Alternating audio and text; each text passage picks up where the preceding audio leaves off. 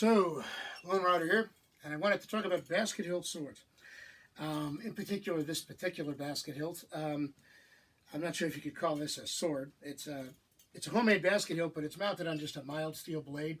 I didn't really have anything to mount it to. I made the hilt intending to finish it, make it look much nicer than this, and then mount it on a bare blade. And then I realized I didn't have any bare blades, so I just put it on this bar stock, which has been ground out and sharpened, but it's not tempered or anything. If you bend it, it'll stay bent. It's mild steel. It'll cut, but not well. But just to give an idea of what it feels like to have something on the hilt, and it's actually pretty cool. It's obviously this isn't a professionally made one, but just to get an idea of how they feel in the hand. They are kind of neat. It is obviously limiting to how you can hold the sword, but it's just really cool to have one. So I'm looking forward to getting this cleaned up, enlarging these cuts, polishing it up, maybe bluing it, and then putting a proper blade on it. Now, I did want to mention these ears. I made a conscious effort to include them, but I made a newbie mistake, somebody who's not really good at or experienced with metalworking. I put them on the back instead of the front.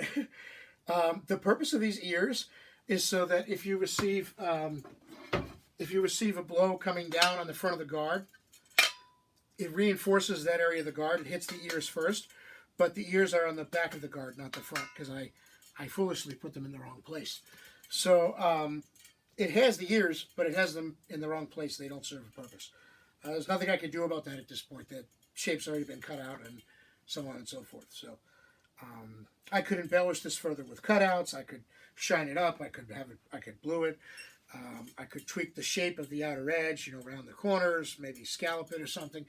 But as far as adding back material to the front where it's been removed, I can't do that. That's just not feasible. So my first attempt isn't going to have the ears in the right place, but that's, it's a learning experience. Anyway, just wanted to throw that out there. And if you're like me and you always wanted a basket hilt and you can't afford one, certainly making your own is a feasible thing. This didn't require a forge or any welding. I used an angle grinder, a file, a drill, and yada yada, some patience. Obviously, if you wanted to do it and take more time, I did this in one morning. But if you wanted to do it and take more time, you could get it looking really nice. Like I said, I may clean this hilt up at some point. Obviously, I have to shine it up at the very least and get rid of these, marks that were drawn on there. But the hilt itself is, very basic and intended to be so. So, just to get an idea of how a basket hilt feels. And, like I said, if I get my hands on a proper blade, mount it on here, cinch everything down, and have a nice entry-level basket hilt. So, there you go. Lone Rider out. And, yeah, these are pretty cool swords. I'm beginning to understand why they were used for such a long period of time. They're very neat. So, stay cool.